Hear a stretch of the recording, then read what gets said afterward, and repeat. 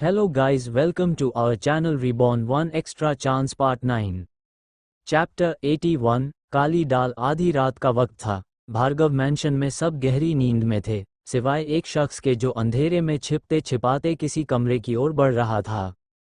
उसकी हरकतें साफ बता रही थीं कि उसे किसी की नज़रों में नहीं आना है। उसके हर कदम में डर और बेचैनी झलक रही थी। जैसे ही वह गलियारे से गुजरता है, अचानक उसका पैर एक छोटे से टेबल से टकरा जाता है। टेबल के ऊपर रखा फूलदान गिरने को होता है, लेकिन वह फुर्ती से उसे पकड़ लेता है और गिरने से बचा लेता है। वह कुछ पल ठहरता है, फिर आसपास नजरें दौड़ाता है कि कहीं कोई जाग तो नहीं गया। सौभाग्य से उस हिस्से में कोई अन्य कमरे नहीं थे, इसलिए उसकी सांस में सांस आए। वह धीरे धीरे एक कमरे के पास पहुंचा और हल्के से दरवाजे पर दस्तक दी। उसकी दस्तक इतनी धीमी थी कि घर में कोई और न जाग जाए। वह फिर से इधर उधर देखने लगा, जैसे किसी परछाई से डर रहा हो। उसकी बेचैनी बढ़ती जा रही थी, लेकिन तभी दरवाजा हल्के से खुला। सामने आलोक जी खड़े थे, जो आधी रात में अपने बेटे राज को दरवाजे पर देखकर हैरान थे। तुम आधी रात में भूतों की तरह क्यों घूम रहे हो? आलोक जी ने आंखें मलते हुए पूछा। राज बिना जवाब दिए तेजी से अंदर आ गया और बोला, पहले अंदर तो आने दो, फिर पूछ लेना जो पूछना है। आलोक जी दरवाजा बंद करते हुए बोले, ठीक है, अब बता क्या हुआ? आधी रात को क्यों खटखटा रहा है? राज ने थोड़ा चिढ़ते हुए कहा, पापा, आप कैसे इतने शांत रह सकते हैं? हमारी कंपनी की हालत इतनी खराब है और आप बिना किसी चिंता के बैठे हैं। अगर यह मौका भी हमारे हाथ से निकल गया तो हम सड़कों पर आ जाएंगे। क्या हम कुछ नहीं कर सकते जिससे भार्गव परिवार का रिश्ता हमारे साथ जुड़ जाए? यही तो हमारा प्लान था, पर अब तो। राज अपनी बात पूरी करता, उससे पहले ही आलोक जी ने उसे बीच में रोक दिया। बस कर, फटे ढोल की तरह क्यों बोलता जा रहा है? पहली बात, दीवारों के कान होते हैं, इसलिए सोच समझकर बोला कर। और दूसरी बात, हम इतनी आसानी से हार मानने वाले नहीं हैं। हमें अपने इरादे किसी पर जाहिर नहीं होने देने चाहिए। अभी सब कुछ खत्म नहीं हुआ है। आलोक जी की बात में दम था। उन्हें मालूम था कि किसी भी हलचल को बाकी लोग जल्दी पकड़ लेते हैं, और इस वक्त सतर्क रहना सबसे जरूरी था। हालांकि दीवारों के कान वाली बात सिर्फ एक कहावत नहीं थी, बल्कि सचमुच कोई उनकी बात सुन रहा था। खिड़की के पास छिपा एक शख्स उनकी पूरी बातचीत पर कान लगाए हुए था। वह राज का पीछा करते करते वहां पहुंचा था और अब ये जानने के लिए बेताब था कि दोनों बाप बेटे आखिर क्या साजिश रच रहे हैं। खिड़की से झांकता वह शख्स एक एक शब्द ध्यान से सुन रहा था। जैसे ही आलोक जी ने अपनी योजना बताई, उसका चेहरा हैरानी से भर गया। उसे कभी अंदाजा नहीं था कि इस परिवार में इतनी गहरी साजिशें भी चल सकती हैं। वहीं कमरे के अंदर राज थोड़ा शांत होकर अपने पिता से पूछता है, तो अब हमें क्या करना चाहिए? आलोक जी ने सोचा और बोले, अभी तक कोई बड़ा प्लान दिमाग में नहीं आया, लेकिन फिलहाल हमें एक ही काम करना है। तुम्हें सारिका को इम्प्रेस करना होगा। अगर तुम उसे अपने प्यार में फंसा सको तो ये हमारे लिए फायदेमंद होगा। राज ने मुस्कुराते हुए अपने पिता की बात पर हामी भरी और आत्मविश्वास से बोला, समझ गया पापा, अब तो आप मेरा कमाल देखिए। आलोक जी भी हल्के से मुस्कुराए, मैं देखूंगा, लेकिन अभी के लिए तुम यहाँ से निकलो और जाकर सो जाओ। और हाँ, कल सुबह जल्दी उठना, रोज की तरह 10-12 बजे नहीं। राज ने झल्लाते हुए सिर हिलाया और दरवाजे की ओर बढ़ा। जैसे ही उसने दरवाजा खोला, खिड़की के पास खड़ा शख्स जल्दी से वहां से खिसक गया ताकि राज उसे न देख सके। कमरे से निकलते वक्त राज ने एक बार फिर से अपने बालों को पीछे किया और मन ही मन अपनी योजना को और पुख्ता किया। अब उसे सिर्फ एक ही चीज चाहिए थी, मौका। वह जानता था कि अगर वह सही तरीके से सारिका के करीब पहुंच सके तो ये रिश्ता उसके और उसके परिवार के लिए जीवनदायिनी साबित हो सकता है। वह तेजी से गलियारे से गुजरा और अपने कमरे की तरफ बढ़ा, लेकिन उसके मन में आलोक जी की बातें बार बार घूम रही थीं। उसे अब यकीन हो चला था कि वह इस बार किसी भी हाल में हार नहीं मानने वाला। उसे ये शादी अपने नाम करनी ही होगी। इसी बीच खिड़की के पास खड़ा शख्स भी वहां से तेजी से निकल चुका था। उसने जो सुना था वह चौंकाने वाला था। उस आदमी के दिमाग में अब एक सवाल घूम रहा था, क्या वह इस जानकारी का इस्तेमाल कर किसी बड़े खेल का हिस्सा बन सकता है, या फिर यह सिर्फ एक संयोग था कि वह इस साजिश का गवाह बना? रात का ये सन्नाटा अब साजिशों और इरादों से भरा हुआ अलग था। भार्गव मैंशन की दीवारें शायद कई चीजें पनपने लगी थी और कई राज भी। जो धीरे धीरे उजागर हो रहे थे। वही एक लड़का जो राज के देखने से पहले अपने कमरे में आ गया था, वो जल्दी से अपना फ़ोन निकालता है और किसी को कॉल करता है, तो दूसरी तरफ से नींद भरी आवाज़ आती है, क्या है इतनी रात को, क्यों भूतों की तरह जाग रहे हो आहान। हाँ, ये आहान ही था जिसने आलोक जी और राज के बीच की सारी बातें सुनी थी। तभी आहान फ़ोन पर बोलता, अहीर भैया मुझे कुछ पता चला है जो मुझे आपको बताना है। सुबह जल्दी कॉलेज के लिए निकलेंगे और कहीं शांत जगह पर जाकर बात करेंगे। उसकी बात सुनकर अहीर, जिसकी आवाज़ नींद से भरी हुई लग रही थी, अब उसकी आवाज़ में गंभीरता झलक रही थी, क्योंकि ऐसे कम ही मौके होते हैं जब आहान किसी बात के लेकर सीरियस होता था। इसलिए अहीर आहान से सवाल करता है, सब कुछ ठीक तो है ना, कोई प्रॉब्लम हुई है क्या? जिस पर आहान मना करते हुए कहता है, मैं ठीक हूँ और सही सलामत अपने कमरे में हूँ, बस कुछ ज़रूरी पता चला है जो आपको कल मिलकर बताऊंगा। जिस पर अहीर उससे इस बारे में पूछने की बहुत कोशिश करता है, लेकिन आहान मिल बताने की जिद करता है, तो आखिर में अहीर हार मान लेता है और कल जल्दी निकालूंगा बोलकर फ़ोन काट देता है। आहान मन ही मन सोचता है, मुझे तो पहले से ही शक था कि दाल में कुछ काला है, पर यहाँ तो पूरी की पूरी दाल ही काली है। पर कोई नहीं, इनकी काली दाल के बारे मेरा मतलब है साजिश के बारे में कल ही भाई को बताऊंगा। _1 क्या होंगे राज के इरादे कामयाब? 2 और क्या बता पाएगा आहान अहीर को राज और आलोक जी का सच? 3 क्या करेगा अहीर जानकर आलोक और राज के यहाँ आने का सच? चैप्टर 82 प्यार में रंगी सुबह। ये सुबह का समय था। लोनावाला की ताजगी भरी हवा कमरे के पर्दों से टकराकर अंदर आ रही थी। जैसे ही सूरज की किरणें कमरे में फैलीं, निराली की आंखें धीरे धीरे खुलने लगीं। उसने खुद को एक खूबसूरत ट्रेडिशनल स्टाइल में सजे कमरे में पाया, जिसकी दीवारें हल्की सफ़ेद और हल्के नीले रंग से रंगी हुई थीं। पल भर के लिए उसे समझ नहीं आया कि वो कहाँ है, लेकिन जब उसकी नज़र बिस्तर के बगल की आर्मचेयर पर पड़ी तो उसकी सांसें थम गईं। वहां निर्वाण बैठा हुआ था, उसका हाथ निराली के हाथ को थामे हुए, उसकी आंखें बंद थीं और उसका सिर बिस्तर के किनारे टिके हुए था। वह गहरी नींद में था, लेकिन उसका चेहरा इतना मासूम और प्यारा लग रहा था कि निराली की धड़कनें तेज हो गईं।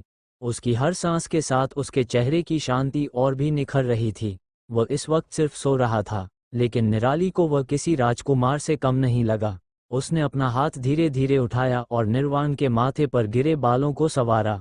उसकी उंगलियां हल्के से उसके बालों में दौड़ीं और फिर वो उसकी तरफ झुककर उसके माथे पर एक कोमल सी किस कर दी। किस करते ही निर्वाण की आंखें धीरे धीरे खुलने लगीं। उसने अपने सामने निराली को इतने करीब पाया तो उसकी मुस्कान खुद ब खुद खिल उठी। उसे एक पल के लिए लगा कि वह अभी भी सपने में है, इसलिए उसने बिना कुछ कहे अपनी आंखें फिर से बंद कर लीं। उसने निराली को अपनी बाहों में खींचा और उसे कसकर पकड़ लिया। उसका दिल कह रहा था कि यह सिर्फ एक मीठा सपना है जिसमें वो निराली के पास है। निराली पहले तो उसकी इस हरकत पर चौंकी, लेकिन फिर उसकी मासूमियत देखकर उसकी मुस्कान और गहरी हो गई। उसने अपने होंठ निर्वाण के गालों के करीब ले जाकर उसे हल्का सा किस किया। उसके गाल पर वो नर्म स्पर्श पाकर निर्वाण की मुस्कान और भी खिल उठी, लेकिन उसने अपनी आंखें नहीं खोलीं, जैसे अभी भी सपने में हो। फिर अचानक निराली ने उसके गाल पर हल्का सा बाइट किया। निर्वाण को हल्का सा दर्द हुआ और उसकी आंखें एकदम से खुल गईं। उसने चौंकते हुए अपना हाथ अपने गाल पर रखा और निराली की तरफ देखा। उसका चेहरा हैरान था, जैसे वो समझने की कोशिश कर रहा हो कि आखिर ये हकीकत है या सपना। पर जब उसकी नज़र कमरे पड़ती है तो उसे रात के सारे पल याद आ जाते हैं और वो बेहद खुश हो जाता है। आखिरकार अब उसके सपनों को मलिका उसकी सच में क्लेवी बन गई, उसकी हकीकत बन गई थी। वो जो हमेशा से उसका था जब से उसे पहली बार देखा था, लेकिन अब से वो भी उसकी थी, सिर्फ और सिर्फ उसकी। जैसे ही उसे पूरी तरह से समझ आया कि यह सब हकीकत में हो रहा है और वह सपना नहीं देख रहा, उसकी हैरानी मुस्कान में बदल गई। उसने गहरी सांस लेते हुए अपनी आंखों से ही निराली से सवाल किया, ये सच में हो रहा है ना? निराली उसकी इस मासूमियत पर हंस दी और बोली, क्या हो अगर ये सपना हो? निर्वाण उसे उसी तरह देखते हुए कहता है, तो फिर मैं चाहूंगा कि ये सपना कभी ख़त्म ना हो और मैं कभी इस नींद से ना जागूं। उसकी बात सुनकर पहले तो निराली अपनी जगह पर ही जम जाती है, पर फिर अचानक से उसके दूसरे गाल पर भी होठ रखकर पहले किस करती और फिर हल्के हल्के से बाइट करती है और कहती है, अब भी ये सपना लग रहा है। जिस पर निर्वाण नामे गर्दन हिलाते हुए खुशी से कहता है, बिल्कुल नहीं, ये तो मेरे हसीन ख्वाब के हकीकत में बदलने का एहसास है। अब निर्वाण पूरी तरह जाग चुका था। वह एक पल के लिए खामोश रहा, फिर अपने दोनों हाथों से निराली का चेहरा थामा और उसके माथे पर एक प्यारा सा किस किया। गुड मॉर्निंग माय लव, उसने उसकी आंखों में डूबते हुए कहा। निराली ने अपनी आंखें बंद कर लीं और अपना सिर निर्वाण के सीने पर रख दिया। यू टू माय लव, उसने धीमे से कहा। उन दोनों के बीच का ये पल इतना सुकून भरा था कि वक्त जैसे ठहर सा गया था।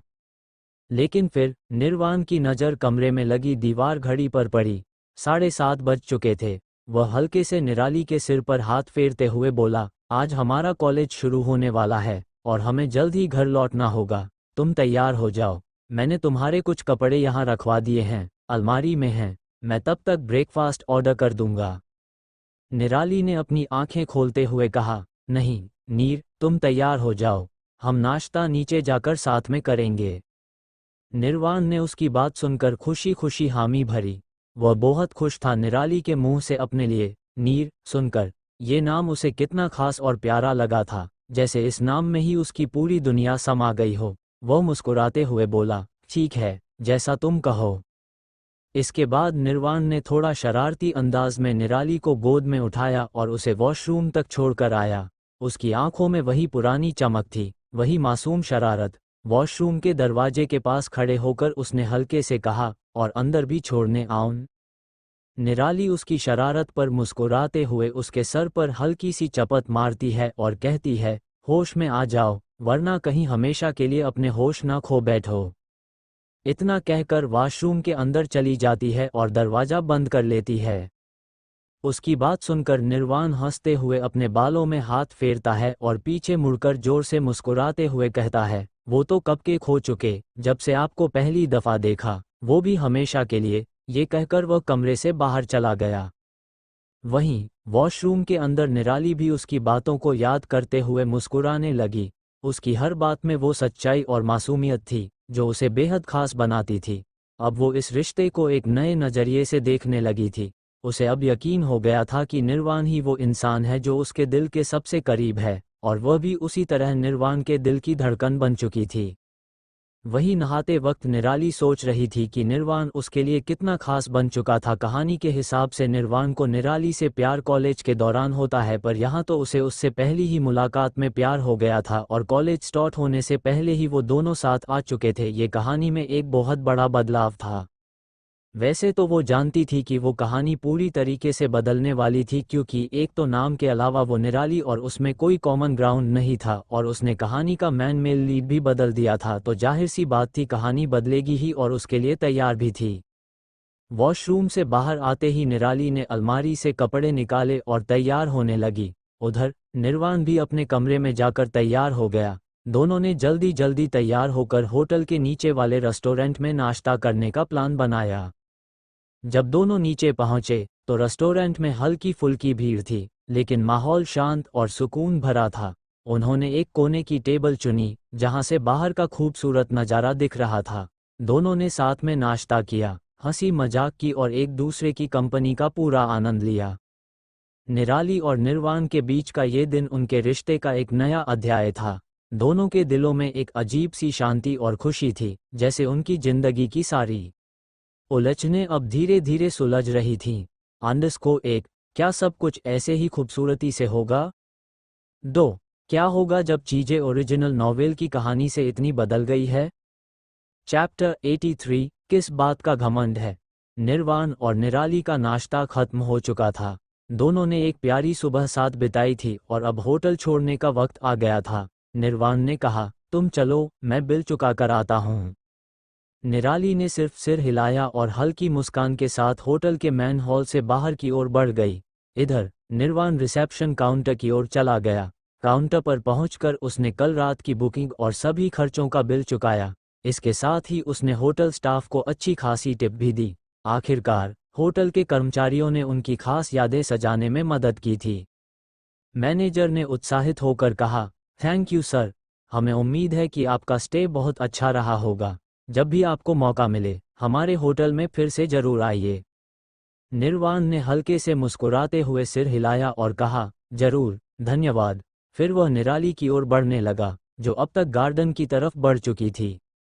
वहीं गार्डन की तरफ जाती हुई निराली अपने विचारों में खोई हुई थी।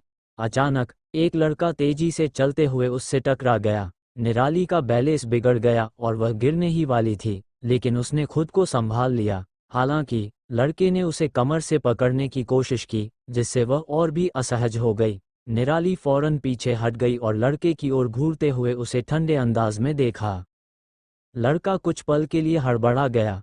उसके चेहरे पर घबराहट साफ दिखाई दे रही थी, लेकिन उसने जल्द ही खुद को संभाला और एक नकली मुस्कान के साथ बोला, सॉरी मिस ब्यूटीफुल, मुझे लगा आप गिरने वाली हैं, इसलिए मदद करने की कोशिश की। निराली की आंखों में गुस्से और अधिकार का मिला जुला भाव था। उसकी शांत लेकिन तीखी आवाज गूंज उठी, अच्छा, पर मुझे लगा तुम जानबूझकर मुझसे टकरा गए। लड़का उसकी सीधी बात सुनकर हैरान रह गया। उसके माथे पर हल्की शिकन आ गई। उसने एक पल के लिए सोचा, फिर बोला, तुम्हें ऐसा क्यों लगा? मेरा मतलब है, तुम्हें ऐसा कैसे लगा? निराली ने अपनी तीखी नज़रों से उसकी ओर देखते हुए प्रेशर डाला, क्या सच में सिर्फ मुझे ही ऐसा लगा? अब लड़का पूरी तरह से निराली के प्रभाव में आ चुका था। उसके आत्मविश्वास के आगे उसकी आवाज़ दब सी गई। उसने मानते हुए सिर हिलाया और बोला, असल में, हाँ, आई लाइक यू। निराली की नज़रें उस पर एक पल के लिए रुकीं। वह उसके इरादों को भांप चुकी थी। उसकी चुप्पी में एक ऐसा ठहराव था जिसने लड़के को और असहज कर दिया। फिर उसने बिना किसी भाव के लेकिन दृढ़ता से कहा, बट आई डोंट। ये सुनकर लड़के का चेहरा शर्म से लाल हो गया। वह एक रईस परिवार का लड़का था, जिसकी आदत थी कि लड़कियां उसके पीछे भागती थीं। उसने शायद ही कभी इस तरह का सीधा रिजेक्शन सुना होगा। आसपास से गुजर रहे कुछ लोग रुके और इस पूरी घटना को देख रहे थे। धीरे धीरे लोगों ने विस्पर्स करना शुरू कर दिया और कई लोग उस लड़के की हालत देखकर हंसने लगे। निराली के शब्दों ने उसकी इज्जत के परखच्चे उड़ा दिए थे, और वो भी सबके सामने। लड़के ने गुस्से और शर्मिंदगी में अपने दांत पीसते हुए कहा, तुम्हें किस बात का घमंड है? अपनी खूबसूरती का? तुम्हारी जैसी कितनी ही लड़कियां मेरे एक इशारे पर मेरे लिए लाइन में खड़ी हो जाएंगी। निराली ने उसकी ओर एक मॉकिंग स्माइल के साथ देखा। उसके चेहरे पर एक आत्मविश्वास और ठहराव था। उसकी मुस्कान जैसे लड़के के गुस्से पर और आग लगाने का काम कर रही थी। हर बात का उसने ठंडे लहजे में जवाब दिया।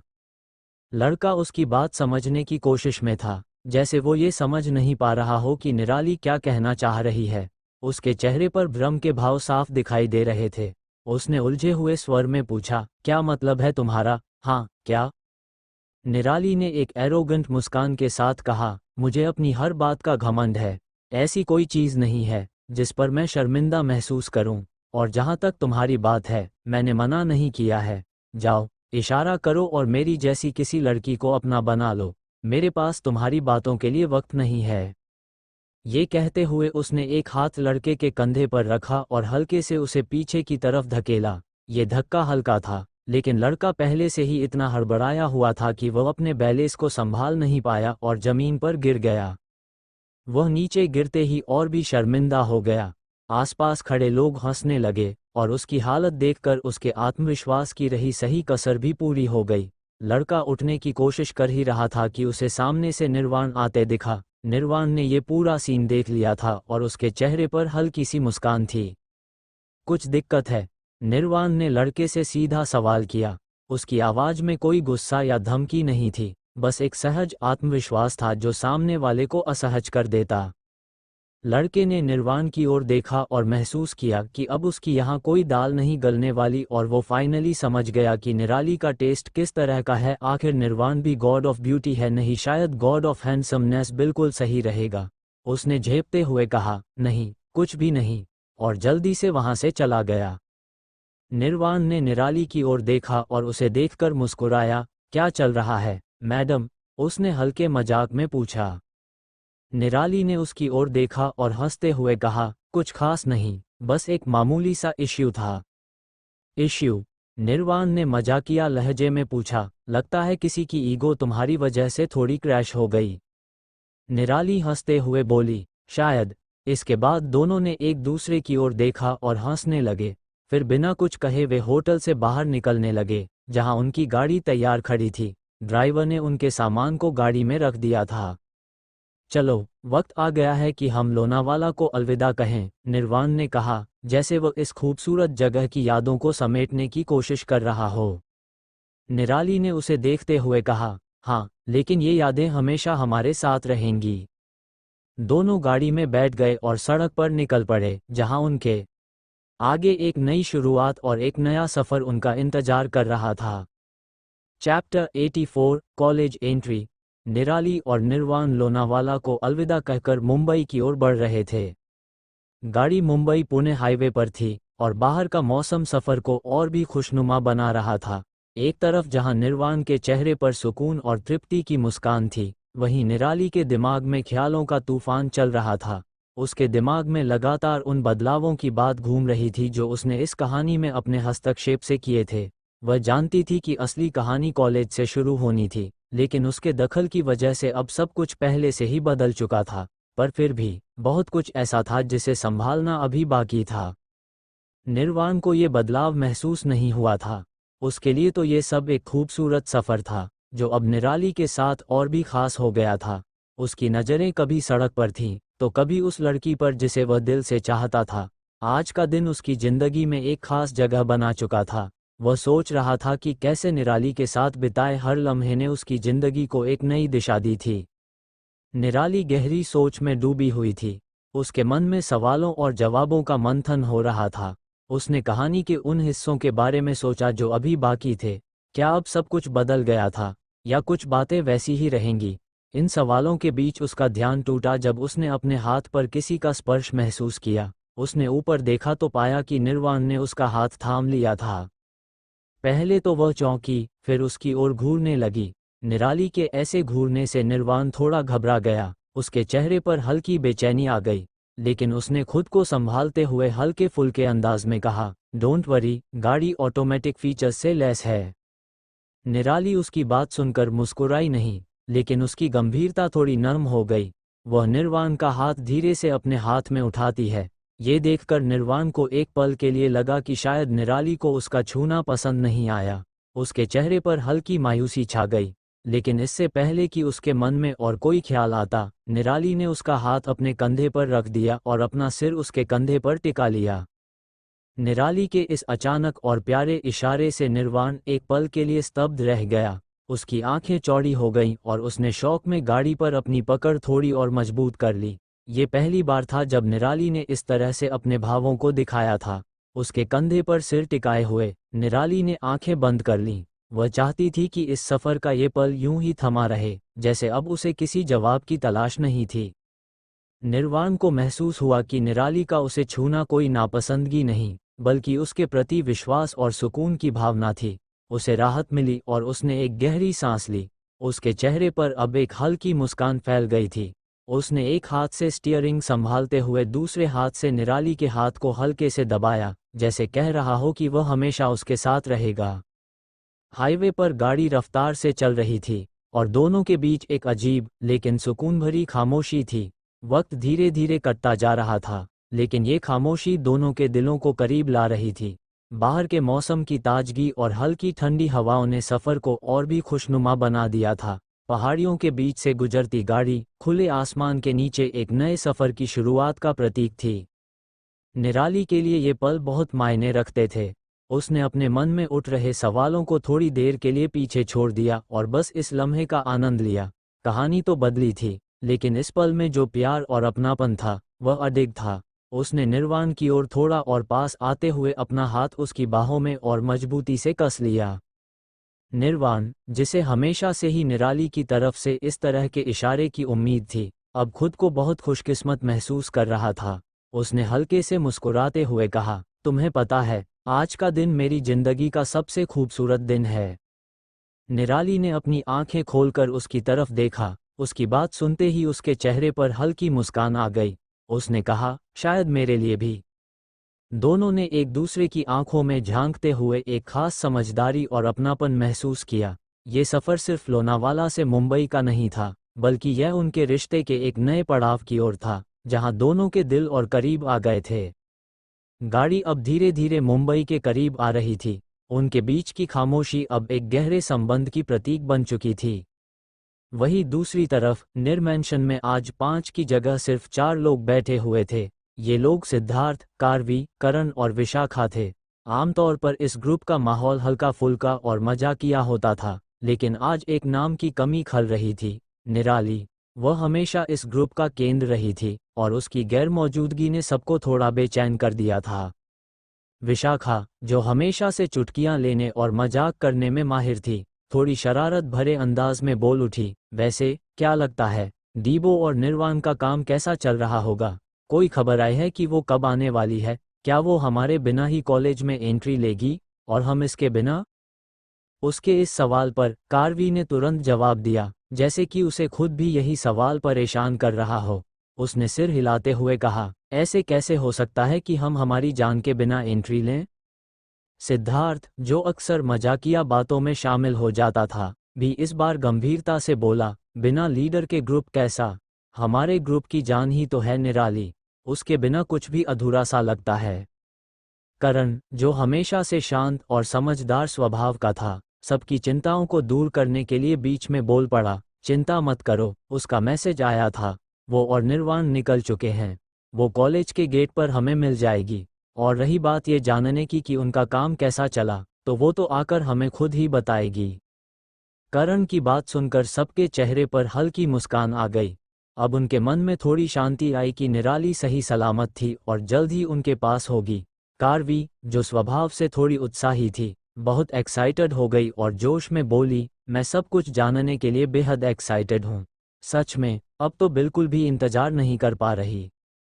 विशाखा, जो हमेशा कार्वी की शरारतों और जल्दीबाजी पर हंसती थी, हल्की हंसी के साथ उसके सर पर प्यार से एक टपली मारते हुए बोली, बात तो सही है, मुझे भी जानने का इंतजार है, लेकिन थोड़ा सब्र करो, वो जैसे ही आएगी सब पता चल जाएगा। सभी अब निराली और निर्वाण के आने का बेसब्री से इंतजार कर रहे थे। माहौल में अब थोड़ा हल्कापन आ गया था, लेकिन फिर भी हर किसी के मन में ये सवाल था कि आखिर लोनावाला ट्रिप में क्या हुआ होगा। खासकर कार्वी और विशाखा की उत्सुकता तो चरम पर थी। सिद्धार्थ ने माहौल को थोड़ा और हल्का करने के लिए कहा, वैसे मैं सोच रहा हूँ, अगर हमें उसकी स्टोरी से कम दिलचस्प कुछ सुनने को मिला, तो हम उसे दोबारा भेज देंगे, कहेंगे कि वापस जाओ और कुछ मसालेदार लेकर आओ। उसकी इस मजाक पर सब हंस पड़े और माहौल में एक बार फिर से वही पुरानी मस्ती लौट आए। हाँ, और निर्वाण को भी भेज देंगे, कार्वी ने चुटकी लेते हुए कहा, दोनों को बोल देंगे कि अब की बार और मजेदार स्टोरी लेकर आना। विशाखा ने हंसते हुए कहा, सही कहा, लेकिन मुझे यकीन है कि जब वो लौटेगी तो हमें किसी स्टोरी की कमी नहीं होगी। आखिर वो निराली है, उसके साथ तो हमेशा कुछ न कुछ दिलचस्प होता ही है। करण, जो अब तक मुस्कुराते हुए सबकी बातें सुन रहा था, ने थोड़ा गंभीर होकर कहा, जो भी हो, मैं बस यही चाहता हूँ कि वो ठीक ठाक वापस आएं। और हाँ, मैं भी जानने के लिए थोड़ा बेचैन हूँ कि आखिर वहाँ क्या हुआ, लेकिन जो भी हो, मुझे यकीन है कि ये ट्रिप उनके लिए खास रहा होगा। सबने उसकी बात से सहमति जताई। उनके मन में अब एक हल्का सा सुकून था कि उनकी प्यारी दोस्त जल्द ही लौटने वाली थी। उनके दिलों में उत्सुकता तो थी, लेकिन इस बार वो उत्सुकता और चिंता के साथ साथ एक सुकून और विश्वास से भरी हुई थी। अब बस इंतजार था कि कब वो कॉलेज के गेट पर पहुंचें और कब उन्हें इस सब का जवाब मिले। चैप्टर 85 सेंट पीरे कॉलेज का पहला दिन। सेंट पीरे कॉलेज का पहला दिन हर साल की तरह इस बार भी बेहद खास था। इस कॉलेज की बिल्डिंग्स खूबसूरत थीं और कैंपस में स्टाइल और एलिगेंस की बयार बह रही थी।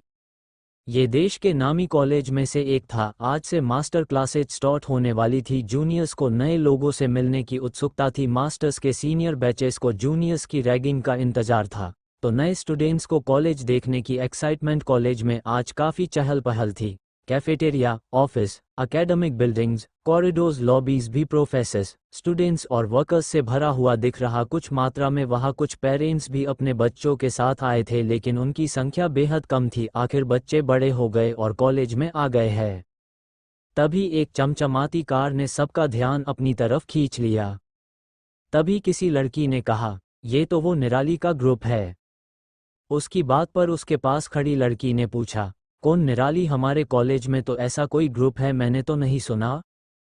जिस पर उस लड़की ने आंखों में एडमिरेशन लिए उनको देखते हुए कहा, निराली, करण, कार्वी, सिद्धार्थ और विशाखा का, जो इस साल हमारे कॉलेज में नए हैं लेकिन उनके नाम पहले से ही चर्चित है। ये लोग अपने अचीवमेंट्स और पक्की यारी के लिए फेमस थे और सबकी नज़रें इन पर ही थीं।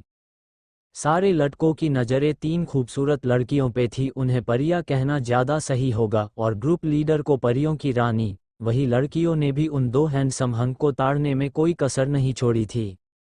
निराली की एंट्री सबसे पहले हुई। वो हमेशा की तरह अपने ग्लैमरस अंदाज में थी। उसने सफ़ेद रंग का ऑफ शोल्डर टॉप पहना हुआ था जिस पर गोल्डन एम्ब्रॉयडरी थी, और उसके साथ उसने हल्के नीले रंग की डेनिम पेयर की थी। उसके स्टाइलिश ब्लॉक हील्स की आवाज़ जैसे ही कैंपस में गूंजती थी, हर कोई उसे देखने के लिए पलट जाता। उसके बाल खुले थे जो उसकी खूबसूरती को और ज़्यादा निखार रहे थे। हर कदम में उसकी आत्मविश्वास झलक रही थी। उसके पीछे करण था, जो ग्रुप का सबसे कूल और कंफर्टेबल इंसान माना जाता था। उसने एक डार्क ग्रीन हुडी के साथ ब्लैक डेनिम्स और वाइट स्नीकर्स पहने थे। उसके चेहरे पर हमेशा की तरह हल्की मुस्कान थी और वो आसपास की चीज़ों को गौर से देखता हुआ चल रहा था। वो हर जगह फिट हो जाने वाला इंसान था, चाहे क्लास हो या कैंटीन। कार्वी, जो ग्रुप की सबसे एक्साइटेड मेंबर थी, हल्के गुलाबी रंग की फ्रिल वाली ड्रेस में नजर आई। उसके बालों में छोटी छोटी ब्रेस बनी हुई थीं और वो हल्के मेकअप के साथ बिल्कुल स्टाइलिश लग रही थी। उसने फ्लैट्स पहने थे ताकि वो पूरे दिन एनर्जेटिक बनी रहे। सिद्धार्थ हमेशा की तरह फॉर्मल लुक में था। उसने नेवी ब्लू शर्ट के साथ ग्रे ब्लेजर और ब्लैक ट्राउजर्स पहने थे। उसके स्लीक बाल और चेहरे पर गंभीरता उसे क्लासी लुक दे रही थी। सिद्धार्थ का आत्मविश्वास उसकी पर्सनैलिटी से साफ झलकता था। विशाखा ग्रुप की इंटेलेक्चुअल मानी जाती थी, लेकिन वो हमेशा अपने स्टाइल को भी प्राथमिकता देती थी। उसने ब्लैक टॉप के साथ रेड प्लेड स्कर्ट पहनी थी और उसकी कंधे तक की हेयर स्टाइल उसे स्मार्ट और एलिगेंट लुक दे रही थी। जैसे ही ये ग्रुप कॉलेज के मेन गेट से एंटर हुआ, सबकी नज़रें उन्हीं पर टिक गईं। ये नए लोग थे, लेकिन उनकी रॉयल और पावरफुल एंट्री ने सबको अट्रैक्ट कर लिया। दूसरा तरफ कैफेट एरिया में निर्वाण, नील, अयान, अहीर और आहान बैठे थे। ये ग्रुप पहले से ही कॉलेज में काफ़ी फेमस था। हर कोई जानता था कि ये सबसे हैंडसम और रिच लड़कों का ग्रुप है। उनकी एंट्री अपने आप में एक इवेंट होती थी। जहां भी जाते थे, सबका ध्यान अपनी तरफ खींच लेते थे। दूसरी तरफ कैंपस के गार्डन एरिया में निर्वाण और उसका ग्रुप पहले से ही मौजूद था। निर्वाण हमेशा की तरह शानदार लग रहा था। उसने डार्क ग्रे रंग का वेलवेट जैकेट पहना था जो उसके चौड़े कंधों पर परफेक्टली फिट हो रहा था।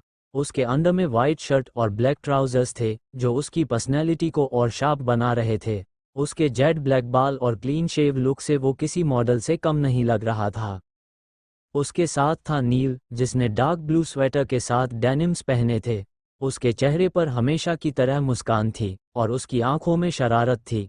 अयान, जिसने लूज फिट टी शर्ट और रिप्ड जीन्स पहनी थी, ग्रुप का सबसे रॉ और रफ एंड टफ मेंबर माना जाता था। अहीर, जो ग्रुप का सबसे साइलेंट और शांत स्वभाव वाला लड़का था, उसने काले रंग का स्लीवलेस जैकेट और सफ़ेद टी शर्ट पहनी थी। उसकी आंखें हमेशा कुछ गहरी बातें बयां करती थीं। आहान सबसे फनी और चेयरफुल था। उसने मस्टर्ड कलर की जैकेट और डेनिम्स पहने थे। उसकी हंसी हर बार माहौल को हल्का कर देती थी। वो सब लोग आपस में बातें कर रहे थे। उनकी मैन बातों का पॉइंट निराली और उसके ग्रुप का जॉइनिंग ही थी। किसी ने शूट करके कॉलेज साइट पे डाला था, वो सब वही फ़ोन पर एंजॉय कर रहे थे। अयान एक गहरी सांस लेते हुए कहता है, ये तो एक सिंपल सी एंट्री के बाद ही इतना फेमस हो गए हैं, पता नहीं आगे कितने होंगे। सेंट पियरे कॉलेज का पोर्टल निराली और उसके ग्रुप के चर्चों से भरा हुआ था। उनकी कॉलेज में ग्रैंड एंट्री का वीडियो, जिसे किसी ने रिकॉर्ड करके अपलोड किया था, तेजी से वायरल हो रहा था। वीडियो में उनके स्टाइलिश लुक्स और कॉन्फिडेंट एटीट्यूड ने सबका ध्यान खींच लिया था। लाखों व्यूज और हजारों लाइक्स के साथ कमेंट्स की बाढ़ आ चुकी थी। कोई उनकी तारीफों के पुल बांध रहा था तो कुछ लोग जलन में कमेंट्स कर रहे थे। निराली और उसका ग्रुप, जिसमें करण, कार्वी, सिद्धार्थ और विशाखा शामिल थे, कॉलेज में हर जगह चर्चा का केंद्र बन चुके थे। उनकी हर हरकत, हर बात अब हॉट टॉपिक बन चुकी थी। कुछ लोग उनके अचीवमेंट्स से प्रेरित थे, जबकि कुछ पुराने छात्र उनकी बढ़ती पॉपुलैरिटी से जल रहे थे। कॉलेज के गार्डन एरिया से गुजरते वक्त निराली और उसके दोस्त अपनी धुन में मस्ती कर रहे थे। सिद्धार्थ और करण आपस में मजाक कर रहे थे। कार्वी और विशाखा साथ हंस रही थीं और निराली चारों तरफ की खूबसूरती को निहार रही थी। तभी अचानक किसी ने उनका रास्ता रोक लिया। सामने खड़ा था केविन, वही लड़का जो पहले भी निराली और उसके ग्रुप से उलझ चुका था। इस बार उसके साथ थे विशाल और कनिका। तीनों के चेहरे पर वही घमंड और जलन थी जो उन्हें निराली के ग्रुप से पहले दिन से ही थी। आर्यन ने हाथ बांधते हुए रास्ता रोक लिया और चिढ़ते हुए बोला, तो ये हैं हमारे कॉलेज के नए चामर्स, क्या बात है, पूरे पोर्टल पर छाए हुए हो? निराली ने एक हल्की सी मुस्कान के साथ उसकी ओर देखा। बिना कोई रिएक्शन दिए करण और सिद्धार्थ भी चौकस हो गए थे। उन्हें अंदाजा था कि आर्यन कुछ न कुछ तमाशा खड़ा करने वाला था। कनिका, जिसने पिंक बॉडीकॉन ड्रेस पहनी थी और बालों को हाई पोनीटेल में बांधा था, अपनी जगह से बोल पड़ी, हमें ये नहीं समझ आ रहा कि एक दिन में कुछ ज्यादा ही उड़ने नहीं लगे हो। बहुत पर निकल आए तुम लोगों के। इस पर विशाखा ने हंसते हुए कहा, कभी मेहनत की हो तो शायद समझ में आए। विशाल, जो हमेशा से ही एरोगेंट और तुनक मिजाज था, गुस्से में बोला, नए हो इसलिए 9 दिन की चांदनी है, जल्दी ही मुंह के बल गिरोगे। निराली ने एक कदम आगे बढ़ते हुए कहा, जरूर हम देखना चाहेंगे। उसकी बात में आत्मविश्वास था जो आर्यन और उसके दोस्तों को चुप करा गया। उसे इतना एरोगेंट बिहेव करते देख रिया गुस्से में कहती है, यू। वही आर्यन और विशाल भी उनकी तरफ मारने के लिए बढ़ते हैं। तभी कुछ लोग और वहां आ जाते हैं, जबकि निराली ग्रुप शांति से वही खड़ा होता है। 1. कौन होंगे वो लोग जिन्होंने रोका है इस लड़ाई को? 2. वो लोग निराली के ग्रुप के साथ होंगे या खिलाफ? चैप्टर 86, दुनिया की सबसे खूबसूरत और काबिल लड़की।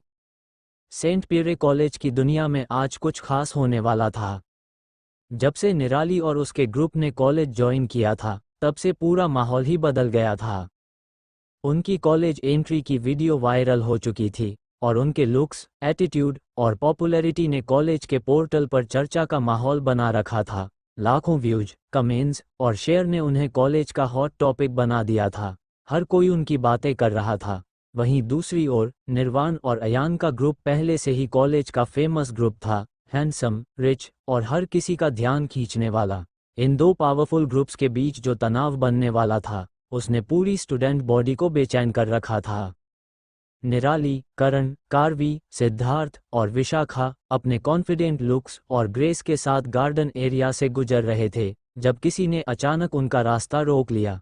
सामने खड़ा था आर्यन, कॉलेज का एक घमंडी छात्र, जिसके साथ विशाल, कनिका, केविन और रिया भी थे। ये पांचों भी कॉलेज में पहले से फेमस थे, लेकिन निराली के ग्रुप की तेजी से बढ़ती पॉपुलैरिटी से जल रहे थे। आर्यन ने एक तिरछी मुस्कान के साथ कहा, तो ये हैं हमारे कॉलेज के नए चामर्स, क्या बात है, पूरे पोर्टल पर छाए हुए हो। निराली ने कोई रिएक्शन नहीं दिया। उसकी चुप्पी आर्यन को और चिढ़ा रही थी। वहीं करण और सिद्धार्थ चौकन्ने हो गए थे। उन्हें पता था कि आर्यन कुछ बखेड़ा करने के मूड में है। कनिका, जो हमेशा से जलन में रहती थी, आगे बढ़ी और ताने कसते हुए बोली, एक दिन में इतना फेमस हो गए, ऐसा कौन सा तीर मार लिया है? विशाखा ने उसकी बात का मजाक उड़ाते हुए कहा, कभी मेहनत की हो तो समझ आती। विशाल, जो आर्यन का सबसे बड़ा समर्थक था, गुस्से से बोला, हम यहाँ सालों से हैं और हमें कोई नहीं हिला सकता, समझे? निराली ने एक नज़र उसे देखा और मुस्कुराते हुए कहा, फेमस होने के लिए सालों की जरूरत नहीं होती, बस सही वक्त और सही एटीट्यूड चाहिए। उसकी इस बात ने आर्यन और उसके ग्रुप के चेहरे पर असहजता ला दी। तभी गार्डन में एक और ग्रुप ने एंट्री मारी, निर्वाण, नील, अयान, अहीर और आहान, कॉलेज का सबसे रिच और पावरफुल ग्रुप। सभी को लगने लगा था कि अब कुछ बड़ा होने वाला है। तीनों ग्रुप्स को एक साथ देखकर कॉलेज के बाकी छात्र एक्साइटमेंट से भर गए थे। हर कोई सोच रहा था कि निर्वाण और अयान का ग्रुप किसका साथ देगा। विशाल और आर्यन को पूरा भरोसा था कि ये रिच बॉयज उनका साथ देंगे। आखिर वे भी तो उन्हीं की तरह थे, पुराने, फेमस और कॉलेज के बैचलर स्टूडेंट्स। लेकिन एक हल्की अनिश्चितता उनके चेहरे पर झलक रही थी। नील ने शांत भाव से सबकी ओर देखा और सीधा पूछा, कोई प्रॉब्लम है? निराली के ग्रुप ने एक साथ जवाब दिया, नहीं तो। उनकी इस सीधी प्रतिक्रिया ने आर्यन और उसके दोस्तों को हैरान कर दिया। क्या उन्हें उम्मीद थी कि निराली और उसके दोस्त कुछ शिकायत करेंगे? शायद उन्हें डर था कि अयान और उसके दोस्त पुरानी जान पहचान के नाते उनका साथ देंगे। आर्यन ने कुछ सोचते हुए अयान की ओर देखा और कहा, कुछ नहीं यार, ये नए आए लोग कुछ ज्यादा ही उड़ रहे थे, तो सोचा इन्हें थोड़ी औकात याद दिलाई जाए। हम यहाँ के असली शेर हैं, इन्हें बताना जरूरी था। निर्वाण ने उसे घूरते हुए सख्त लहजे में कहा, हमने कब कहा कि हमें किसी की औकात दिखानी है? ये सुनकर आर्यन और उसके दोस्तों के चेहरे पर शौक और असहजता साफ दिखाई दी। रिया, जो हमेशा से निर्वाण को पसंद करती थी, घबराते हुए बोली, भले ही हम अलग ग्रुप से हैं, लेकिन हम पहले से एक दूसरे को जानते हैं, इस कॉलेज के सबसे फेमस ग्रुप्स में रहे हैं, तो हमें एक साइड होना चाहिए, है ना? निर्वाण ने उसे बीच में रोकते हुए कहा, नहीं, हम किसी साइड में नहीं हैं। उसके ये शब्द सुनकर सामने वाले ग्रुप का चेहरा और ज्यादा काला पड़ गया। कनिका, जो खुद को हमेशा से सबसे ऊपर समझती थी, नाखुशी से बोली, तो तुम इनके साइड में हो? आखिर इनकी क्या औकात है? इस बार अयान ने बात संभालते हुए जवाब दिया, क्योंकि वह मेरी बहन है, सगी छोटी बहन, निराली आदित्य भार्गव, भार्गव खानदान की इकलौती राजकुमारी। अयान की इस बात ने सामने वाले ग्रुप को पूरी तरह चौंका दिया। निराली भार्गव खानदान से थी। वे सोचने लगे कि अगर वह इतनी बड़ी फैमिली से थी, तो वह इस कॉलेज में आम स्टूडेंट की तरह क्यों पढ़ रही थी? कनिका के चेहरे की हवाएं उड़ गईं। वह अयान को पसंद करती थी, और अब उसे समझ आ रहा था कि उसने निराली के खिलाफ जाकर कितनी बड़ी गलती की है। आर्यन, जो हमेशा से रिया को पसंद करता था, अब उसकी बहन निराली से उलझने के बाद परेशान हो गया था। उसे ये नहीं पता था कि उनके कदमों से ये पूरा ग्रुप नाराज हो जाएगा। उधर निराली और उसका ग्रुप शांति से खड़ा था। कार्वी ने हंसते हुए कहा, क्या अयान भाई, आपने तो लड़ने का सारा मजा ही किरकिरा कर दिया। उसकी बात सुनकर सब हैरान हो गए। सिद्धार्थ ने माहौल हल्का करते हुए कहा, कार्वी को थोड़ा ड्रामा पसंद है। ये सुनते ही सब हंसी में खो गए, सिवाय सामने वाले ग्रुप के, जिनके चेहरे पर जलन और गुस्सा साफ झलक रहा था। आहान ने हंसते हुए कहा, वे तुम्हें बदनाम करने की कोशिश कर रहे थे, और तुम्हारे लिए ये ड्रामा है? विशाखा ने मुस्कुराते हुए जवाब दिया, ओबियसली, हमारी डीबो, यानी कैप्टन निराली, कोई कॉलेज चाम नहीं है, वह बॉस है। जिसकी जितनी खूबसूरत और काबिल लड़की कोई ढूंढ लाए, तो मैं अपनी सारी प्रॉपर्टी उसके नाम कर दूंगी। उसकी बात सुनकर लोगों के आंखों में आश्चर्य था। क्या ये ओवर कॉन्फिडेंस नहीं था? उसे अपनी कैप्टन पर इतना विश्वास करना चाहिए? ये सुनते ही माहौल में फिर से ठहाके गूंजने लगे। 1. किस मोड़ जाएगा ये झगड़ा? 2. क्या ये कॉलेज दिन लाएंगे कोई बदलाव निराली और निर्वाण के रिश्ते में? चैप्टर 87, भाभी। कॉलेज में जब कॉलेज चाम कौन है इस पर बात करते वक्त विशाखा ने निराली को अतुलनीय बताया, तब अब उसकी बात सुनकर ने भी कार्वी की ही तरह सभी को खामोश कर दिया। पूरे हॉल में एक अजीब सा सन्नाटा छा गया था। सबकी नज़रें निराली पर टिकी हुई थीं, और उसकी बात सही लग रही थी। वह कोई साधारण लड़की नहीं थी, उसकी उपस्थिति ही उसे बाकियों से अलग बना रही थी। निराली के काले, शाइनी बाल किसी डिज्नी प्रिंसेस की याद दिलाते थे, जो उसकी पीठ पर हल्के हल्के लहराते हुए गिरते थे। उसकी हरी आंखें किसी मोरपंख जैसी थीं, रहस्यमयी और गहराई से भरी हुई। पलकों की घनी कालिमा ने उसकी आंखों को और भी आकर्षक बना दिया था, जैसे आसमान पर बादल छाए हों, और लाल रंग के होंठ, जिन पर केवल हल्का सा लिप बाम लगाया हुआ था, उसकी शुद्ध गोरी त्वचा के साथ एक अद्वितीय कंट्रास्ट पैदा कर रहे थे। उसके चेहरे की नसें उसकी त्वचा के पार साफ दिखाई दे रही थीं।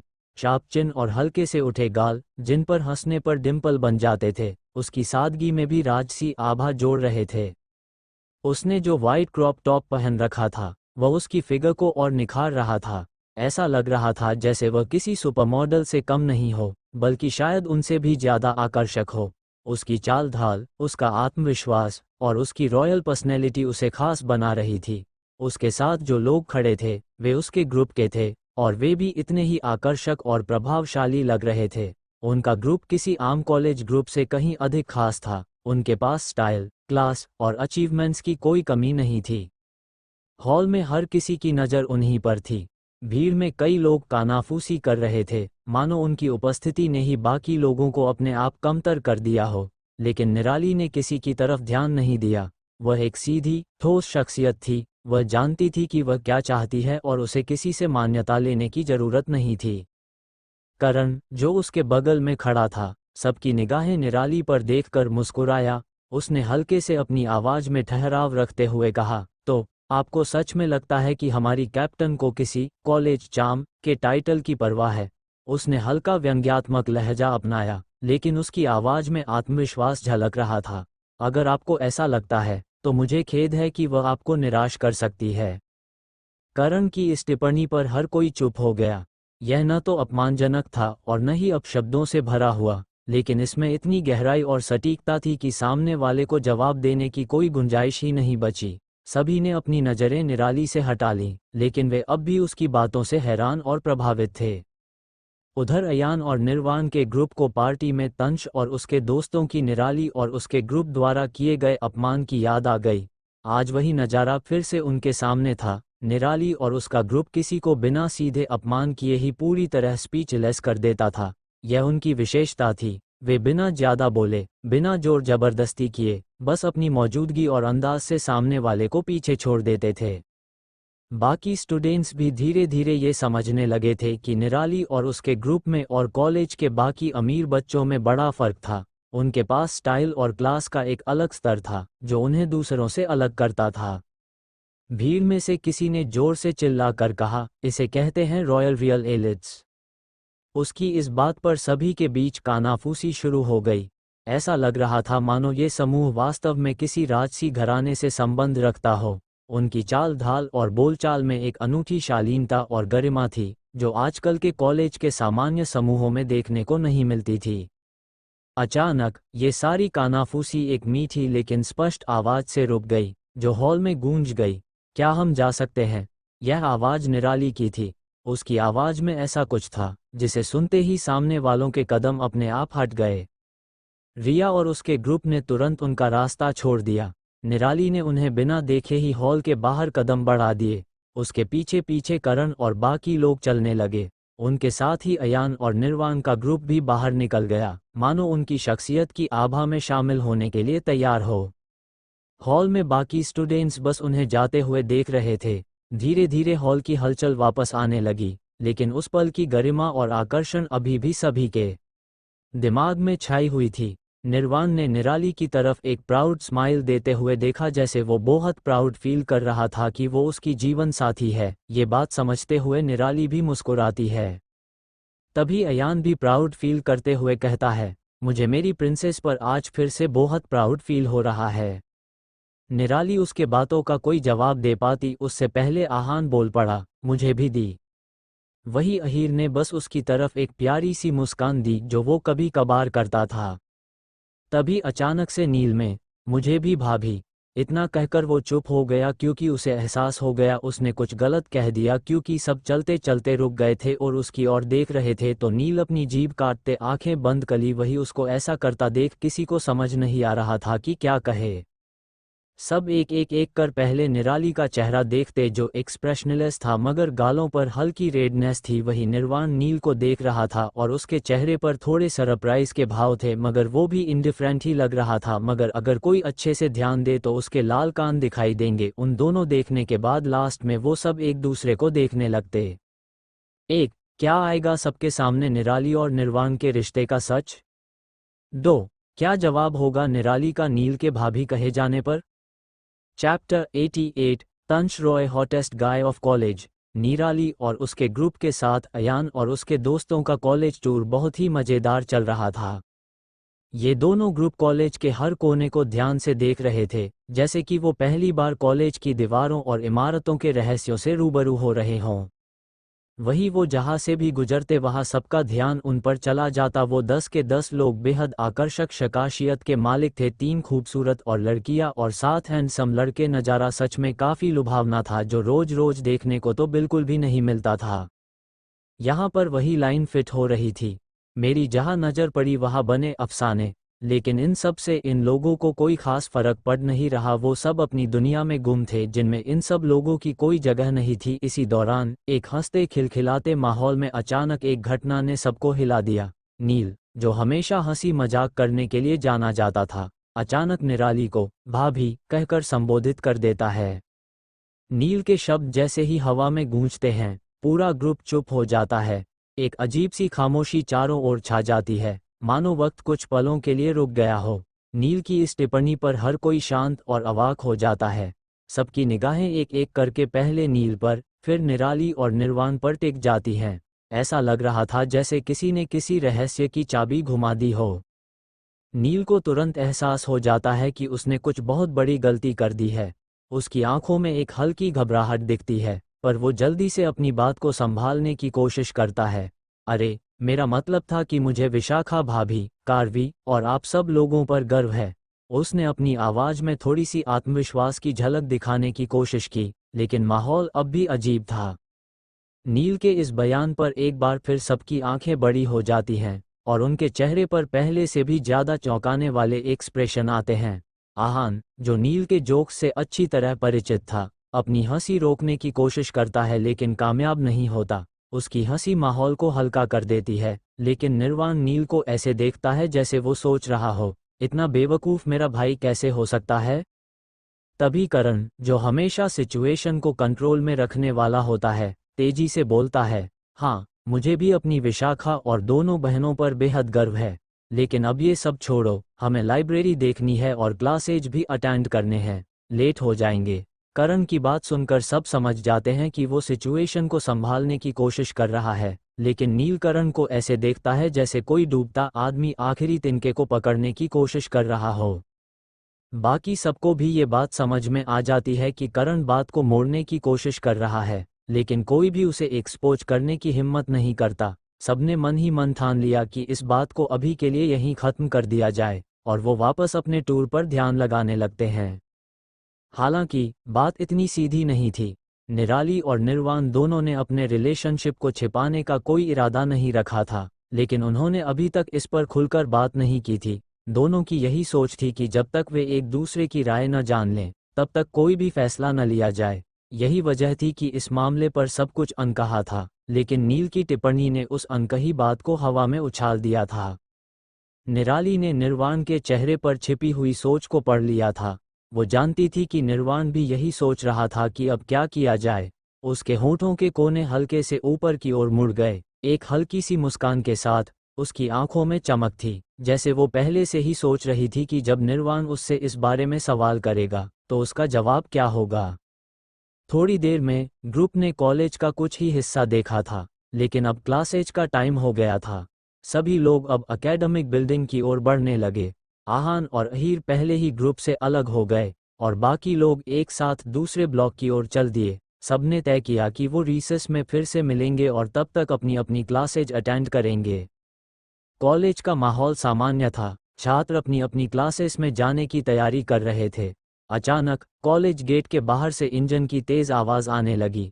सबने ध्यान दिया, और देखते ही देखते एक चमचमाती रेड पोर्श कार फ्लैश की तरह गेट के अंदर घुस आई। गाड़ी इतनी स्पीड में थी कि लोग एक पल के लिए सांसें थाम गए। टायरों के चीखने की आवाज से हवा में जलते हुए रबर की महक फैल गई। कार ने एक तेजी से मोड़ लिया, जिससे गेट के पास खड़े कुछ छात्रों को पीछे हटना पड़ा। ये दृश्य किसी फिल्म के स्टंट जैसा था। जैसे ही गाड़ी ने एक आखिरी धांसू मोड़ लिया और पूरी शान से मुख्य परिसर के सामने आकर रुक गई, चारों ओर सन्नाटा छा गया। सबकी निगाहें उसी गाड़ी पर टिकी हुई थीं। गाड़ी के दरवाजे धीरे धीरे खुले, और उसमें से स्टाइलिश अंदाज में एक लड़का निकला। उसकी आंखों पर महंगे सनग्लासेज थे, चमचमाता चेहरा, और उसकी चाल में बेइंतहा घमंड झलक रहा था। उसके उतरते ही कॉलेज की लड़कियों में खलबली मच गई। उसने बेपरवाही से गाड़ी का दरवाज़ा बंद किया और एक बार चारों ओर नज़र दौड़ाई, जैसे वो जानता हो कि सारी आंखें उसी पर टिकी हैं। भीड़ में से लड़कियों की आवाज़ें गूंजने लगीं, ओह माय गॉड, वो तंश रॉय है। हॉटी अलर्ट, हॉटी अलर्ट, तुम सब दूर रहो, तंश सिर्फ मेरा है। कुछ नई लड़कियां, जो इस साल कॉलेज में आई थीं, आश्चर्य और हैरत में देख रही थीं। उनके लिए ये एकदम नया अनुभव था। क्या ये लड़कियों का फेवरेट है या कोई फिल्म स्टार? उनमें से एक ने सवाल किया। इस पर किसी सीनियर ने हंसते हुए जवाब दिया, ये तो कॉलेज का सुपरस्टार है। तभी और भी जोर से चिल्लाने की आवाज़ आई, ओ तंश, तुम इतने हॉट कैसे हो सकते हो? I love you baby. Tansh, please एक बार मेरी ओर देख लो, वरना मेरा दिल टूट जाएगा, एक और लड़की ने चीखते हुए कहा। अचानक तंश अपनी जगह पर रुका। उसकी चाल ढाल ऐसी थी जैसे वो जानबूझकर सबका ध्यान खींचना चाहता हो। पूरे परिसर में सन्नाटा छा गया। तंश ने स्टाइल में अपने सनग्लासेज निकाले, उन पर हल्का सा फूंक मारा और फिर बेहद कूल अंदाज में उन्हें जेब में डाल लिया। उसकी आंखों में एक शरारती चमक थी। वो कुछ सेकंड के लिए लड़कियों की तरफ घूरता रहा, फिर एक फ्लिटी स्माइल फेंकी, एक आंख मारी और आखिर में फ्लाइंग किसेस देते हुए आगे बढ़ गया। ये सब देख लड़कियां चीखने चिल्लाने लगीं और माहौल जैसे फिर से जीवंत हो उठा।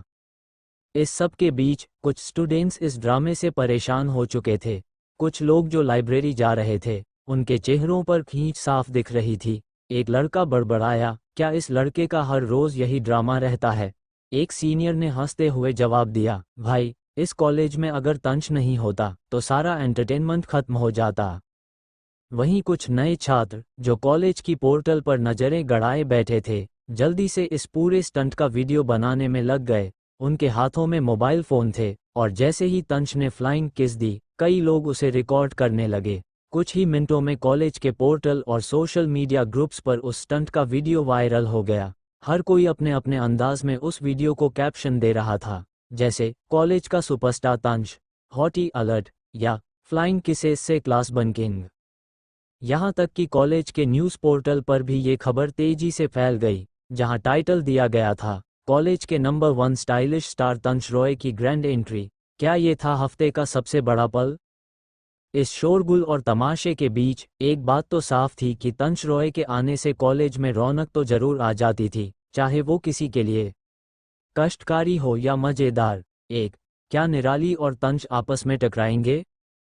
2. क्या निराली, तंश, निर्वाण किसी को भी पता लग पाएगा तंश और सारिका की शादी पक्का होने का? Chapter 89 kitty parties hot topic. Bhargav mansion में गीतांजलि जी की किटी पार्टी पूरे जोरों पर थी। यह एक भव्य आयोजन था जो उन्होंने अपनी आलीशान कोठी के ड्राइंग रूम में रखा था। घर के इंटीरियर से लेकर सजावट तक हर चीज इस बात की गवाह थी कि भार्गव परिवार समाज में कितना ऊंचा मुकाम रखता है। कमरे के हर कोने में आलीशान फर्नीचर और महंगी कलाकृतियां सजी हुई थीं और दीवारों पर फैली तस्वीरें इस बात की कहानी कह रही थीं कि यह परिवार वर्षों से शहर की एलीट सोसाइटी का हिस्सा रहा है। पार्टी के लिए हॉल में बढ़िया सैंडलवुड एरोमा और ताजे गुलाबों की भीनी भीनी खुशबू बिखरी हुई थी, जो इस किटी पार्टी को एक और राजसी अंदाज दे रही थी। गीतांजलि जी आज पार्टी की होस्ट थीं और उनकी उम्र भले ही 63 साल की थी, लेकिन वह 50 के आसपास ही लग रही थीं। उनकी फिटनेस, सजगता और उत्साह देखकर किसी को यह अंदाजा नहीं होता कि वह उम्र के इस पड़ाव पर हैं। वह मखमली सिल्क की साड़ी पहने हुए थीं, जिसकी बारीक कढ़ाई और जरी का काम उनकी शान में 4 चांद लगा रहा था।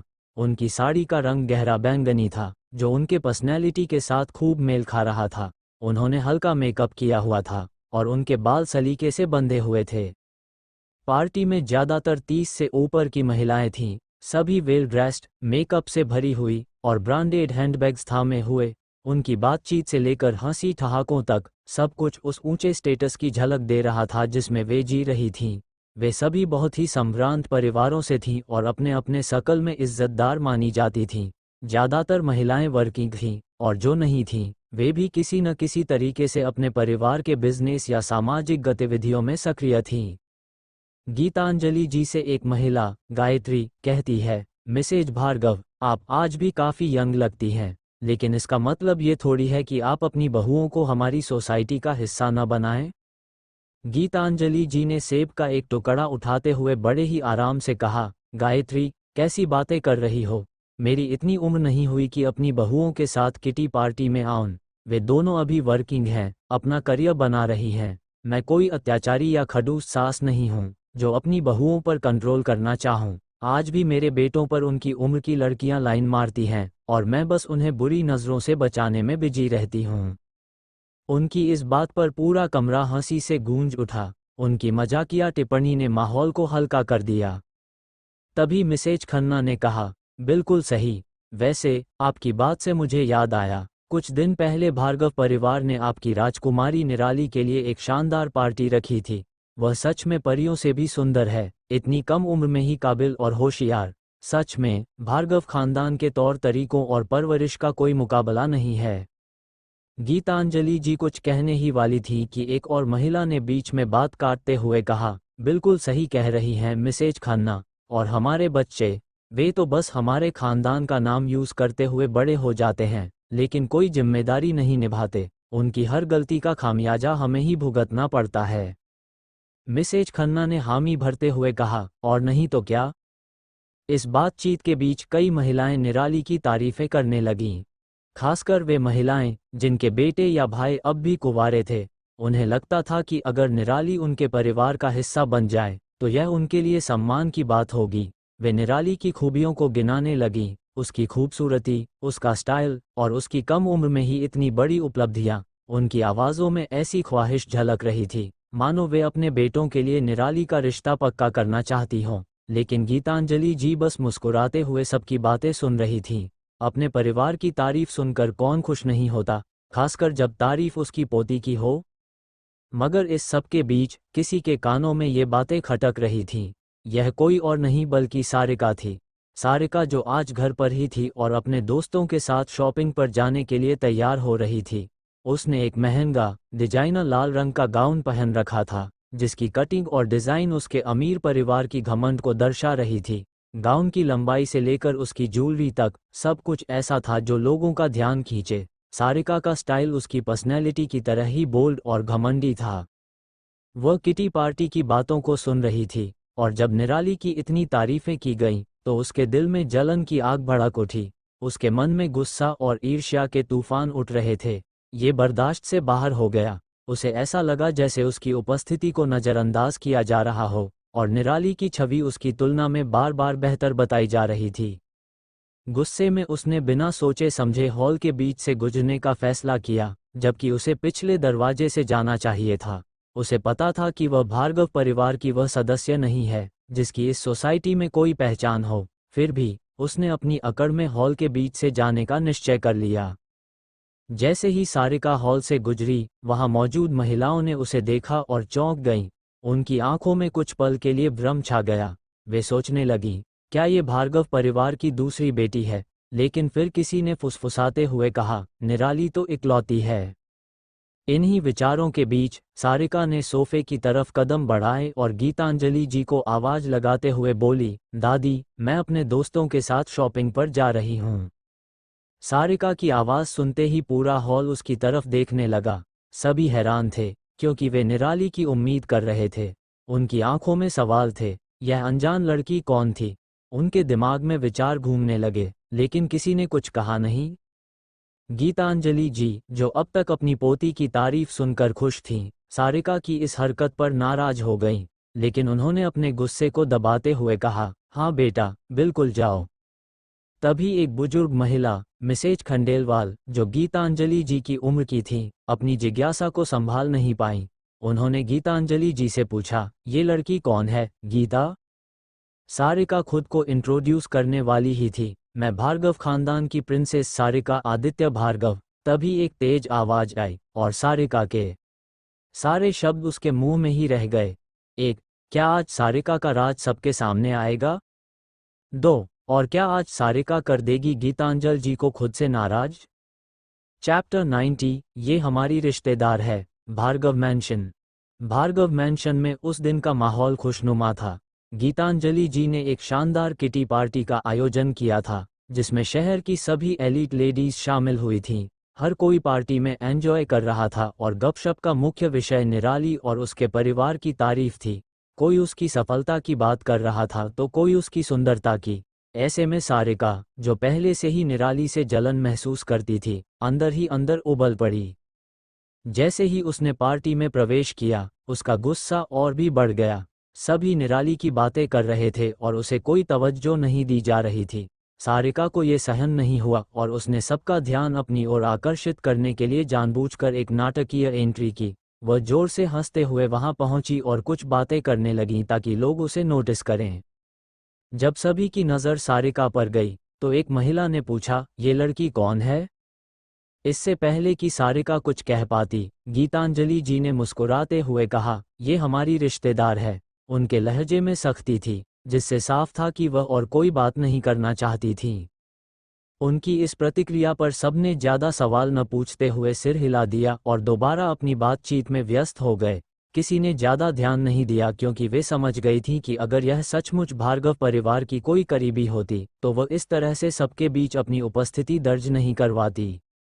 सारिका के चेहरे पर हताशा साफ दिखाई दे रही थी। उसने अपनी मुट्ठी कसकर भींची और वहां से गुस्से में बाहर निकल गई। गाड़ी में बैठते ही ड्राइवर ने पूछा, कहाँ चलना है मैडम? सारिका ने कुछ सोचते हुए कहा, कॉलेज ले चलो, शॉपिंग बाद में करेंगे। ड्राइवर ने उसकी बात मानते हुए गाड़ी कॉलेज की ओर बढ़ा दी। कुछ ही देर में सारिका की महंगी कार कॉलेज के गेट से अंदर चली गई। जब वह कार से उतरी तो उसकी पोशाक और उसकी चाल ढाल से साफ था कि वह किसी अमीर घराने से ताल्लुक रखती है, मगर उसके चेहरे पर वह आत्मविश्वास और गरिमा नहीं थी जो निराली के व्यक्तित्व में झलकती थी। वह सीधा अपने दोस्तों के पास गई, जहां पहले से ही तंश के बारे में बातें हो रही थीं। उसे इस बात से थोड़ी राहत मिली कि तंश जैसे हैंडसम और चहेते इंसान के साथ उसका नाम जुड़ा है। ये बात उसके ईगो को तसल्ली देती थी। उसी वक्त निराली और उसका पूरा ग्रुप, करण, विशाखा, कार्वी, सिद्धार्थ, अयान और निर्वाण, साथ में मनी साइकोलॉजी के क्लास में बैठे थे। यह एक बेहद महत्वपूर्ण विषय था जो बिजनेस मैनेजमेंट के कोर्स का हिस्सा था। क्लासरूम में जैसे ही वे दाखिल हुए, सभी की निगाहें उन पर टिक गईं। उस दिन का माहौल कॉलेज में पूरी तरह से शांत और सजीव था। क्लास में कुल 50 से अधिक छात्र थे, लेकिन सभी की नज़रें सिर्फ निराली और उसके ग्रुप पर थीं। वे सातों लोग एक ही कतार में बैठे थे, पहले विशाखा, फिर करण, कार्वी, सिद्धार्थ, निराली, निर्वाण और अंत में अयान। उनकी एकजुटता और उनके प्रभावशाली व्यक्तित्व ने हर किसी को चुप कर दिया था। उनकी एंट्री किसी फिल्म के सीन जैसी लग रही थी। जब उन्होंने क्लासरूम में कदम रखा, सभी की नज़रें उनकी तरफ मुड़ गईं। उस दिन निराली ने काले रंग का शार्प ब्लेजर पहना हुआ था, जिसे उसने सफ़ेद सिल्क शर्ट और ब्लैक ट्राउज़र के साथ पेयर किया था। करण ने एक नेवी ब्लू सूट पहना था जो उसकी प्रोफेशनल इमेज को बखूबी दर्शा रहा था। कार्वी ने फैशन की दुनिया से अपनी गहरी समझ दिखाते हुए क्रीमी पैंट्स और ब्लैक टॉप के साथ गोल्ड एक्सेसरीज पहनी थीं, जबकि सिद्धार्थ ने कूल ब्लू डेनिम जैकेट के साथ एक ग्रे टी शर्ट को कैरी किया हुआ था। अयान और निर्वाण दोनों क्लासिक ब्लैक सूट्स में थे, जो उनकी प्रोफेशनल और पावरफुल पर्सनैलिटी को उभार रहा था। क्लास में बिजनेस मैनेजमेंट के विषय के साथ साथ उस वक्त मनी साइकोलॉजी पर चर्चा हो रही थी। यह विषय छात्रों को ये समझाने के लिए था कि किस तरह से पैसा लोगों के निर्णय लेने की क्षमता को प्रभावित करता है और किसी भी बिजनेस की सफलता के लिए ये समझना क्यों जरूरी है। मिस्टर सैनी, जो इस विषय के विशेषज्ञ थे, बड़ी बारीकी से पढ़ा रहे थे, लेकिन बार बार उनकी नज़रें बीच की पंक्ति में बैठे उन प्रभावशाली छात्रों की ओर चली जातीं, जिन्हें वे जानते थे कि पहले से ही अपने अपने फील्ड्स में सफल हो चुके हैं। मिस्टर सैनी को ये बात भी याद थी कि कुछ दिन पहले कॉलेज की पार्टी में निराली को ऑफिशियली सबसे मिलवाया गया था, जहां उन्होंने और प्रिंसिपल ने भी उसकी तारीफ की थी। वह ये सोचकर थोड़े से उलझन में थे कि इतने बड़े बिजनेस टाइकून्स को और क्या सिखाया जाए, लेकिन उन्हें भी पता था कि कॉलेज में पढ़ाई सिर्फ डिग्री हासिल करने का जरिया होती है। फिर भी उन्होंने अपने सिलेबस को फॉलो करते हुए मनी साइकोलॉजी के कॉन्सेप्ट्स पर ध्यान केंद्रित किया और बताया कि किस तरह से इंसानी मनोविज्ञान और पैसा आपस में जुड़ते हैं। उन्होंने समझाया कि अक्सर लोग अपने फैसले पैसे की कमी या उसकी बहुतायत के आधार पर लेते हैं, और सफल बिजनेस लीडर बनने के लिए इस मनोविज्ञान को समझना बेहद जरूरी है। क्लास का माहौल शांत था, लेकिन कई छात्र बीच बीच में निराली और उसके दोस्तों की ओर देख रहे थे। ये सिर्फ उनकी धन संपन्नता के कारण नहीं था, बल्कि उनका एक खास स्टाइल था। उनकी मौजूदगी में एक ऐसी ताकत और प्रभाव था जो हर किसी को आकर्षित करता था। सारिका, जो अब क्लासरूम के बाहर खड़ी थी, उन सबको दूर से देख रही थी। उसे ये देखकर और भी गुस्सा आ रहा था कि निराली का ग्रुप कितना परफेक्ट और बेहतरीन था। वो अपने आप को एक बार यहाँ आकर देखने से नहीं रोक पाई और सबको उनको इतना अटेंशन देता देखकर उसके दिल में पड़ी ठंडक फिर से आग की वजह से गायब हो गई। एक